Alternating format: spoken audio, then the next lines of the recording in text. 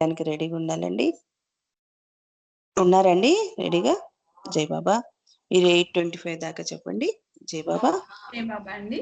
జై బాబా. अवतार मेहर बाबा की जय। अवतार मेहर बाबा की जय। अवतार मेहर बाबा की जय।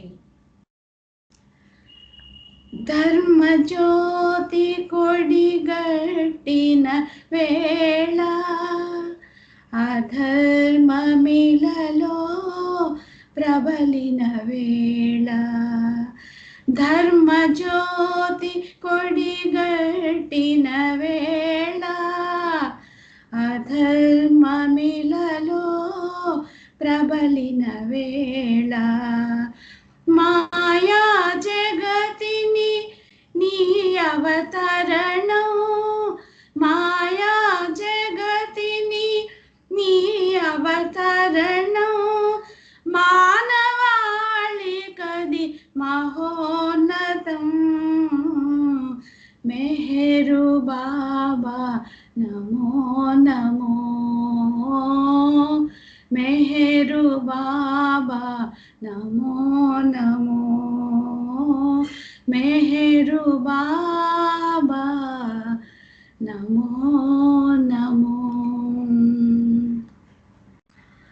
మానవాళి తమ జీవిత లక్ష్యమైన భగవంతుని ప్రేమించటం మరచి ఈ సృష్టి వైపు ఉన్ముఖమై సృష్టితో తాదాత్మ్యత చెంది ఇదే సర్వస్వము ఇదే శాశ్వతము అనే భ్రమలో జీవిస్తుంటారు.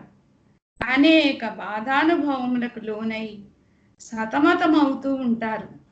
దీనినే అధర్మమని ధర్మజ్యోతి కొడిగట్టినదని అంటారు.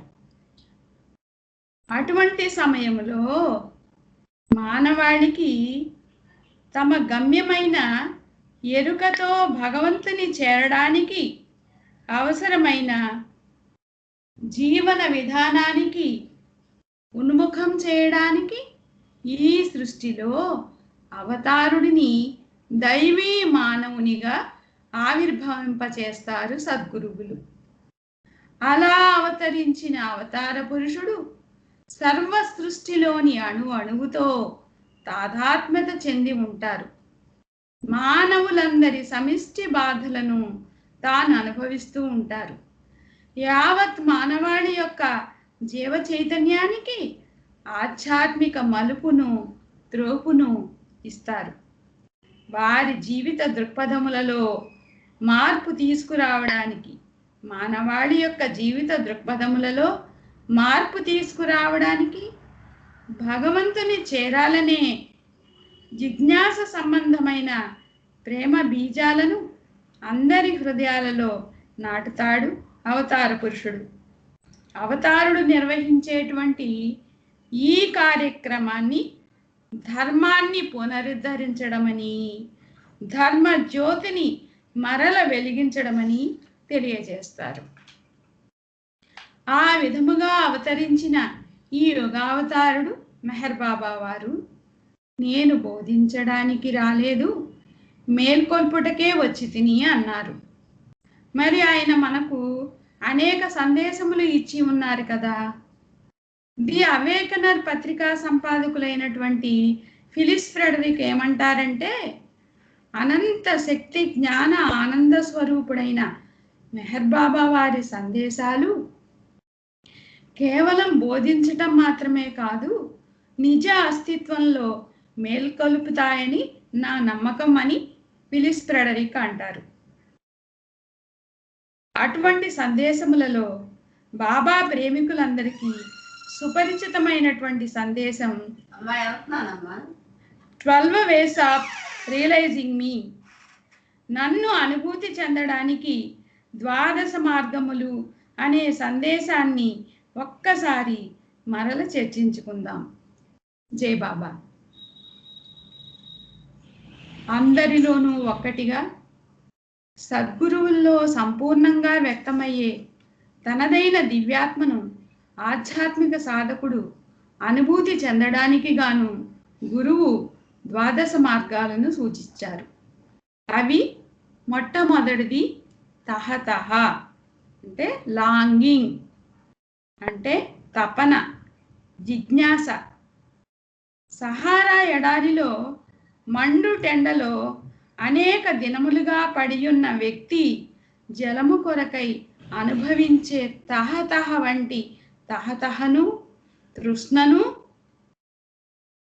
నాతో ఐక్యమొందడానికి గాను నీవు అనుభవించినట్లయితే నీవు నన్ను అనుభూతి చెందుతావు. ఇది మొట్టమొదటిగా ద్వాదశ మార్గాల్లో మొట్టమొదటిది తహతహ. ఆయన యొక్క అనుభూతిని పొందడానికి ఏ స్థితి ఉండాలంటున్నారు? అనేక రోజులు ఎండలో, సహారా ఎడారిలో కనుచూపు మేరలో ఎక్కడా నీరు కనిపించదు. ఇసుక తుఫాన్లు వచ్చేటటువంటి ఎడారి. అటువంటి సహారా ఎడారిలో అనేక రోజులు సంచరిస్తూ నీటి కోసం ఎంత తహతహ పడతావో నన్ను పొందడం కోసం నీవు అంత తహతహ పడుతుంటే, తహతహ ఉన్నట్లయితే నీవు నన్ను పొందగలవు అంటున్నారు. దీన్నే వేదాంతులు ఏమంటారంటే, ఒక వ్యక్తిని జుట్టు పట్టుకొని తలకాయని నీటిలో ముంచితే గాలి కోసం ఎంత విలవిలలాడతారో, ఎంత ఉక్కిరిబిక్కిరి అవుతారో, గాలి కావాలని ఎంత తపన అనుభవిస్తారో అంత తపన ఉన్నట్లయితే భగవంతుని అనుభూతి లభిస్తుంది. అంత తపనతో మనం బాబాని ప్రేమించగలుగుతున్నామా? ఆయనకు ఆరతులు ఇస్తున్నాం, ప్రార్థనలు చేస్తున్నాం, కీర్తనలతో కీర్తిస్తున్నాం. ఇన్ని చేస్తున్నా బాబాను అనుభూతి చెందలేకపోతున్నాం. ఇక్కడ బాబా యొక్క అనుగ్రహం కానీ గ్రేస్ కానీ ఏమీ ఇంటర్ఫీర్ చేయలేదు బాబా ఈ లాంగింగ్లో. నా యొక్క అనుగ్రహం ఉంటేనే తపన వస్తుంది అని ఏమీ అనలేదు. ఆయన్ను పొందాలనే ఆ తీవ్రమైన తపన ఉన్నప్పుడే, ఆ జిజ్ఞాస ఉన్నప్పుడే ఆయన పొందబడతాడు. అంటే దానికి జిజ్ఞాస కావాలి, భగవంతునితో ఐక్యం అవ్వడమే ప్రధానము అనే తపన కావాలి. అప్పుడు మాత్రమే తాను ఎవరో, ఎవరిలో ఐక్యం అవ్వాలో, ఆ అనుభూతి ఏమిటో మనకు తెలియబడుతుంది. ద్వాదశ సూత్రాల్లో రెండవది మనశ్శాంతి, పీస్ ఆఫ్ మైండ్. ఘనీభవించిన సరస్సుకు గల శాంతిని నీవు కలిగి ఉన్నప్పుడు కూడా నీవు నన్ను అనుభూతి చెందుతావు. ప్రవాహము లేనటువంటి సరస్సులో ఉన్నటువంటి నీరు ఎంత నిశ్చలముగా ఉంటుందో, ఎంత ప్రశాంతముగా ఉంటుందో, మీ మనస్సు కూడా అంత నిశ్చలముగా ఉన్నప్పుడు నన్ను నీవు పొందగలవు అంటున్నారు. మనం ఆయన కొరకు ప్రార్థన ప్రారంభిస్తాం. ఓ పరవర్ధిగారని ముందు బాగానే ఉంటుంది. తర్వాత మన మనస్సు ఎక్కడికో పరిగెత్తుతుంది. పెదవులు మాత్రం ప్రార్థన అంతా ఉచ్చరించేస్తూ ఉంటుంది. మనం చెప్పుకుంటూనే ఉంటాం, నీ నాలుకతో మాట్లాడే భాష ఆయన వినరు, నీ హృదయ భాషను మాత్రమే ఆయన వింటారు అని. మరి ఆయన అనుగ్రహంను స్వీకరించాలంటే మనకు కావలసిన అర్హత ఏమిటి అంటే మనశ్శాంతి, నిశ్చలమైనటువంటి మానసిక స్థితి. ఎప్పుడు మన మనస్సు ఏకాగ్రపరచబడిందో, నిశ్చలపరచబడిందో అక్కడ మనస్సు లేనిదవుతుంది. ఆ స్థితిలో మాత్రమే భగవంతుని అనుగ్రహమును స్వీకరించగలుగుతాము. ఆ విశ్వాసానుగుణ్యముగా జీవించగలుగుతాము. అందుచేత భగవదనుభూతి పొందడానికి మనశ్శాంతి అవసరం అంటున్నారు. దేనికి విచారించకూడదు. ఎందుకంటే డోంట్ వర్రీ అని బాబా మనకి ఎన్నోసార్లు చెప్పారు కదా. వ్యాకుల పడవలసిన పని లేదు. ఎందుకంటే ఇదంతా స్వప్నతుల్యం. నీకు నిద్రలో వచ్చిన కళ ఎంత సత్యమో, అసత్యమే కదా, ఇది కూడా అంతే సత్యమని చెప్తున్నారు. వ్యాకుల పడటం ద్వారా మనం జరిగేదాన్ని జరగకుండా, జరగని దాన్ని జరిగేటట్లు చేయలేం కదా. బాబా చెప్పారు, జరగవలసింది జరిగే తీరుతుంది, జరగనిదేది జరగదు అని. అయితే భగవంతుడే కావాలి, మరొకటేమీ అక్కర్లేదు అనే జిజ్ఞాస కలవారికి వ్యాకులపాటు చెందవలసిన అవసరం లేదు. మనశ్శాంతి కోసం, మనసును ఏకాగ్రత పరుచుకోవడం కోసం నిరంతరం బాబా నామాన్ని స్మరించటం ద్వారా మనశ్శాంతిని పొందవచ్చు. సంస్కారయుతమైనటువంటి మనసుని సంస్కరించుకోగలము కూడా. ఇంకా ద్వాదశ సూత్రాల్లో 3వది వినయము, హ్యూమిలిటీ. ఏ ఆకృతిలోనైనా మలచడానికి వీలయ్యే మట్టికి ఉండే వినమ్రత నీకున్నట్లయితే నీవు నన్ను తెలుసుకుంటావు. ఏ ఆకృతిలోనైనా మలచడానికి వీలయ్యే మట్టికి ఉండే వినమ్రత నీకున్నట్లయితే నీవు నన్ను తెలుసుకుంటావు. వినయము అంటే అణకువ. పదును కలిగినటువంటి మట్టి అంటే ఎండిన మట్టి కాదు, నైపుణ్యము కలిగినటువంటి పదును కలిగినటువంటి మట్టి శిల్పి చేతిలో తాను ఏ రూపముగా మలచాలని తాను నిర్ణయించుకుంటాడో ఆ విధంగా మలసబట్టడానికి అది ఎంత సంసిద్ధత కలిగి ఉంటుందో, ఏ విధమైనటువంటి వ్యతిరేక్తత చూపించదో ఆ విధమైన అణకువ కలిగి ఉండాలి. అవతార పురుషుడు నిన్ను ఏదోలా మలచాలనుకుంటారు, నీవు ఏదో స్థితిలో ఉంటావు, మరొక స్థితిలోనికి మలచాలనుకుంటారు. అలా చెయ్యి, ఇలా చెయ్యి అంటూ ఏదో ప్రయత్నం చేస్తూ ఉంటారు. దాని ద్వారా మనం ఎన్నో అవమానాలు పడవలసి వస్తుంది, బయట అందరి చేత మాటలు పడవలసి వస్తుంది, చీవాట్లు తినవలసి వస్తుంది. దీనికి ఉదాహరణ మన మండలి వారే కదా. వీటినన్నింటినీ ఓర్చుకొని ఆయన చేతిలో పదును కలిగిన మట్టి మాదిరి ఏ విధముగా మలిస్తే ఆ విధముగా మలచడానికి ఉండే సంసిద్ధత ఏదైతే ఉన్నదో అటువంటి అణకువ ఉన్నప్పుడు నీవు భగవంతుని అనుభూతిని పొందగలవు అంటున్నారు బాబా. అంటే ఏ విధమైనటువంటి భేదభావము లేకుండా ఉన్నప్పుడు మనస్సు ఏ విధముగా మలచాలని ఆయన అనుకుంటున్నారో ఆ విధముగా మలచగలుగుతారు. అందుచేత అణకువ కలిగి ఉన్నప్పుడు మాత్రమే అది సాధ్యమవుతుంది. అటువంటి అణకువ కలిగి ఉండడం ద్వారా నన్ను అనుభూతిని పొందగలవు అంటున్నారు బాబా. ఇంకా ద్వాదశ సూత్రాల్లో 4వది నిస్పృహ, డెస్పిరేషన్.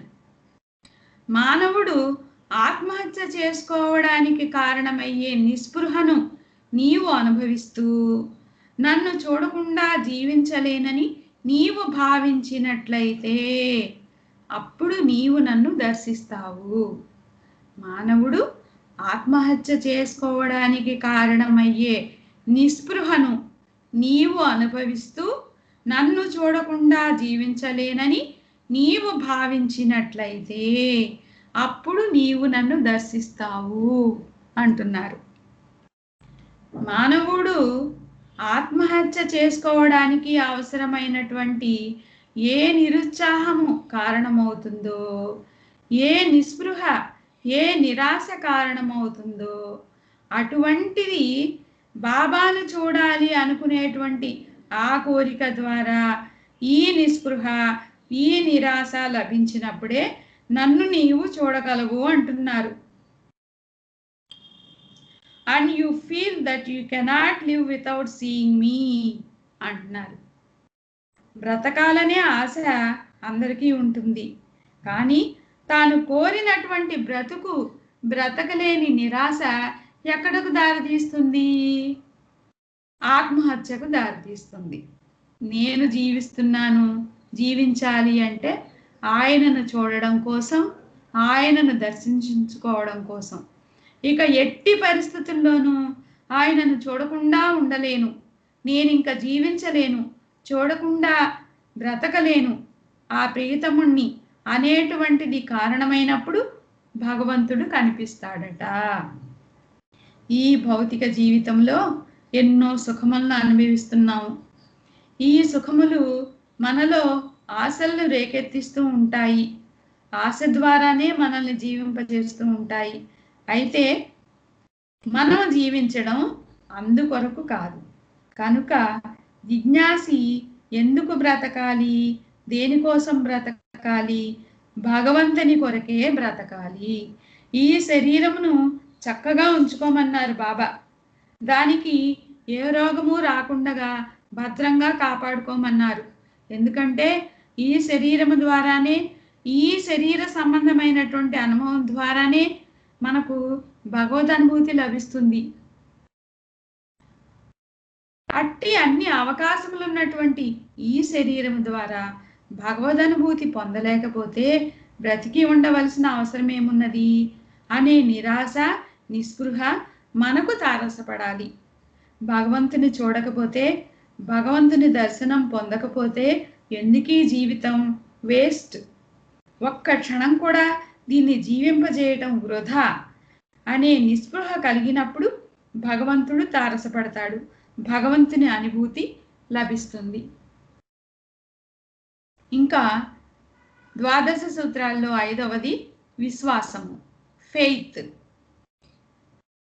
తన గురువు ఆ విధంగా చెప్పాడని పగటిని రాత్రి అని విశ్వసించడంలో కళ్యాణ్కు తన గురువు ఎడ ఉండిన సంపూర్ణమైన విశ్వాసం నీకున్నట్లయితే అప్పుడు నీవు నన్ను తెలుసుకుంటావు అన్నారు బాబా. తన గురువు ఆ విధంగా చెప్పాడని పగటిని రాత్రి అని విశ్వసించడంలో కళ్యాణ్కు తన గురువు ఎడ ఉండిన సంపూర్ణమైన విశ్వాసం నీకున్నట్లయితే అప్పుడు నీవు నన్ను తెలుసుకుంటావు. సూర్యుడు ప్రకాశిస్తున్నాడు, మంచి వెలుతురున్నది, అయినప్పటికీ గురువు ఏమంటున్నాడు? చీకటిగా ఉంది, దీపం వెలిగించు అంటున్నాడు. అక్కడ విశ్వాసం ఎంతటిదై ఉండాలి అంటే, అంత వెలుతురు ఉన్నా గురువు చీకటి అన్నారు కాబట్టి తనకు చీకటే అయిపోవాలి. దీపం వెలిగించమంటే శిష్యునికి చీకటిలో దీపం కోసం తడుముకునే స్థితికి రాగలిగినప్పుడు గురువు ఎడల నిజమైన విశ్వాసం కలిగి ఉన్నాడని అర్థం చేసుకోవాలి. ఈ విశ్వాసం గురించి చెప్పుకునే సందర్భంలో మనకి తప్పనిసరిగా జ్ఞప్తికి వచ్చేవి హఫీజ్ సూక్తులు ఒక్కసారి చెప్పుకుందాం. ఎందుకు, ఏమిటి అను ప్రశ్నలు లేకుండా అదృష్టవంతుడకు బానిసవలే నీ గురువు యొక్క ప్రతి ఆజ్ఞను పాలింపుము. గురువు నుండి నీవు వినని దానిని ఎన్నడును తప్పు అనకుము.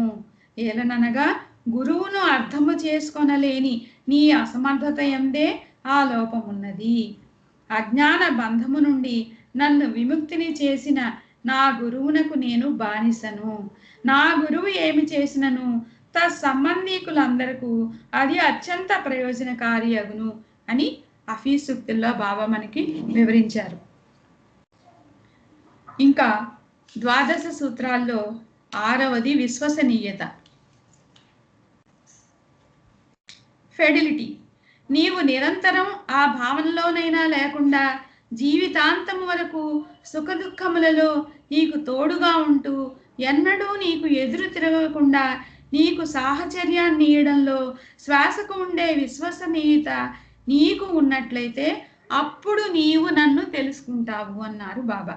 నీవు నిరంతరం ఆ భావనలోనైనా లేకుండా జీవితాంతం వరకు సుఖ దుఃఖములలో నీకు తోడుగా ఉంటూ ఎన్నడూ నీకు ఎదురు తిరగకుండా నీకు సాహచర్యాన్ని ఇవ్వడంలో నీ శ్వాసకు ఉండే విశ్వసనీయత నీకున్నట్లయితే అప్పుడు నీవు నన్ను తెలుసుకుంటావు. ఇక్కడ ఇంతకుముందు మనకి విశ్వాసం గురించి చెప్పారు. ఇక్కడ విశ్వసనీయత అంటే నమ్మకం. నమ్మకము, విశ్వాసము ఈ రెండు పర్యాయ పదాలే అయినప్పటికీ వాటి మధ్య బాబా చెప్పినటువంటి ఈ విషయంలో కొద్దిగా భేదం ఉన్నది. ఇప్పుడు మనం విశ్వసనీయత అంటే నమ్మకం అంటే చెప్పుకుందాం. నిరంతరం గాలి పీల్చుకుంటున్నది కానీ గాలి పీల్చుకుంటున్నామని ఎరుక లేకపోయినా జీవించి ఉన్నంతకాలం మనతో ఉచ్ఛ్వాస నిశ్వాసములతో కూడిన ఊపిరి ఉంటుంది అన్న నమ్మకం మనకు ఎలా ఉంటుందో అటువంటి నమ్మకము గురువు ఎడల కలిగి ఉన్నట్లయితే భగవంతుని దర్శించగలము. నిరంతరము ఈ గాలి పీల్చుకొనుట వలన నేను జీవిస్తున్నానని ఎరుక లేకపోయినప్పటికీ అది వెన్నంటే ఉంటుందని, విడిచిపెట్టదని, జీవితాంతము నీతోనే ఉంటుందని నమ్మకము. అటువంటి నమ్మకము గురువు ఎడల ఉన్నప్పుడు భగవంతుని అనుభూతి పొందగలము. ఇందాక చెప్పుకున్నాం కదా, ఇక్కడ విశ్వాసానికి నమ్మకానికి ఉండే చిన్న సూక్ష్మ భేదం చెప్పుకున్నాం. విశ్వాసమునకు గురు శిష్యుల సంబంధమైన ఒక అన్యమైన వ్యక్తికి సంబంధమైన ఉదాహరణ ఇక్కడ చెప్పుకుందాం. అక్కడ గురువు శిష్యుడు, గురువు ఎడల శిష్యుడు చూపించేటువంటి విశ్వాసము ఎలా ఉందంటే, గురువు శిష్యుణ్ణి నదిలోకి నడిచి వెళ్ళి ఆవలి గట్టున వస్తువు తీసుకురావయ్యా అంటే, మరి నదిలో నేను మునిగిపోనా అనే సంశయం ఉంటే విశ్వాసం లేనట్లే. సెకండ్ థాట్ లేకుండా నడిచి వెళ్ళిపోతే అదే గురు శిష్యుల మధ్య ఉండే పరస్పర సంబంధం చెందినటువంటిది విశ్వాసం. ఇక్కడ ఇద్దరు వ్యక్తులు, ఒకరు కాదు, అంటే రెండో వ్యక్తితో మీరు వ్యవహరించినప్పుడు ఆ వ్యక్తి ఎడల ఉండే మీ విశ్వాసం అనిపించుకుంటుంది. అంటే వ్యక్తుల మధ్య విశ్వాసం ఉంటుంది, జంతువులకు మానవులకు మధ్య విశ్వాసం ఉంటుంది. ఇదంతా ఫెయిత్కి సంబంధించినటువంటి, డ్యూయాలిటీకి సంబంధించినటువంటిది. ఇక ఫెడిలిటీ, విశ్వసనీయత, నమ్మకము. ఒక్క నిమిషం అండి, ఒక్క నిమిషం ముగిస్తాను. మిగతా ఇంకా 6 ఉన్నాయి, వాటిని వీలుంటే రేపు కంటిన్యూ చేస్తాను, అవకాశం. మామిడి చెట్టే మొలుస్తుంది, అది మస్ట్. ఎందుకంటే ఆ పొటెన్సీ దానికి సంబంధించినది. మామిడి టెంక వేస్తే గుంకుడు చెట్టు మొలవదు కదా, అది నమ్మకము. అంటే ఫెయిత్ మనము క్రియేట్ చేసుకునేటువంటిది, నమ్మకం అనేటువంటిది మనలో ఇన్హెరెంట్గా ఉన్నటువంటిది. ఈ విధముగా ఫెయిత్ మరియు ఫెడిలిటీ మధ్య భేదాన్ని మనం అవగాహన పరచుకొనవచ్చును. జై బాబా. అవతార్ మెహర్ బాబా की जय, అవతార్ మెహర్ బాబా की जय, అవతార్ మెహర్ బాబా की जय. జై బాబా అండి. సత్యవతి గారు చాలా చక్కగా ద్వాదశ మన్నించవలసిందిగా కోరుతున్నాను. జై బాబా అండి, చాలా చక్కగా చెప్పారు. గురువు గురించి, మానవత్వం గురించి చాలా చక్కగా చెప్పారు. రేపు కూడా మీరే చెప్పండి. జై బాబా, స్పీచ్ ఇవ్వండి. జై బాబా. హారతి చేయడానికి సౌజన్య గారు రెడీ ఉన్నారండి. జై బాబా అండి. జై బాబా.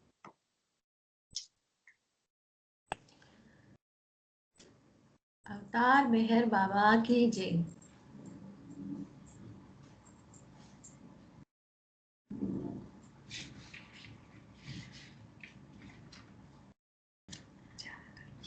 जहाँ कल्पना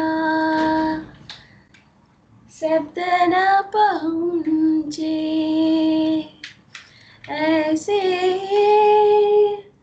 अपरंपार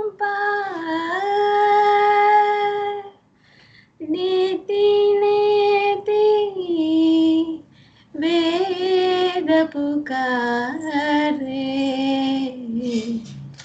महिमा तोरी अपार, दिव्य सनातन परम दया घन, दिव्य सनातन परम दया घन, हे जगदोद्धारो मेहरु मन, आरती स्वीकारो मेहरु मन, आरती स्वीकारो। धूप दीप चंदन चरचाना, भोग लगाना फूल चढ़ाना, तुम्हारा ही तुमको लौटाना, काहे बढ़ाई करो मेहरु मन, आरती स्वीकारो मेहरु मन, आरती स्वीकारो।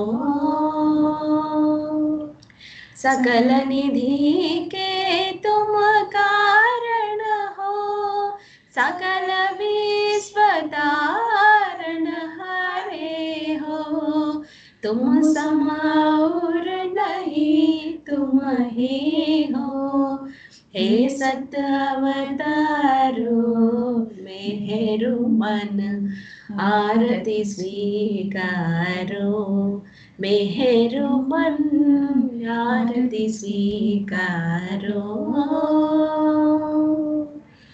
सकल चराचर तुम्हारी माया माया भी तो तुम्हारी छाया तुम्हारा अंत न कोई पाया तुम ही अनंत करो मेहरुमन आरती स्वीकारो मेहरुमन आरती स्वीकारो अपने को जब जो नहीं जाने महिमा तुम्हारी क्या पहचाने जो कुछ भी कहते अनजाने गुण गाते तुम्हारो मेहरुमन आरती स्वीकारो मेहरुमन आरती स्वीकारो सीमा नाही तुम्हारी कृपा को क्या कोई दे सकता प्रभु तुमको भीख तुम ही दो प्रेमी जनों को नित्य तुम्हें सुमरो मेहरुमन आरती स्वीकारो मेहरुमन आरती स्वीकारो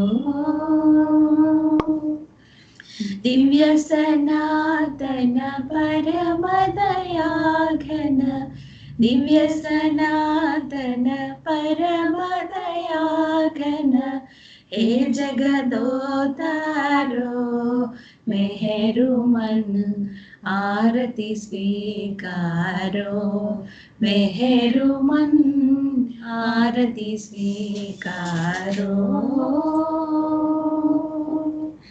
जय बाबा जय मेहरू बाबा जय बाबा जय मेहरू बाबा जय बाबा जय मेहरू बाबा जय बाबा जय मेहरू बाबा जय बाबा जय मेहरू बाबा अवतार मेहर बाबा की जय जय बाबा జై బాబా అమ్మ సౌజన్య చాలా చక్కగా ఇచ్చావమ్మా హారతి. జై బాబా. తను ఈరోజు కార్యనిర్వహణ చేసినందుకు బాబాకు నేను కృతజ్ఞత తెలుపుకుంటున్నానండి. ఏదైనా తప్పులుంటే క్షమించవలసిందిగా కోరుచున్నాను బాబాకు. చాలా మీరందరూ నాకు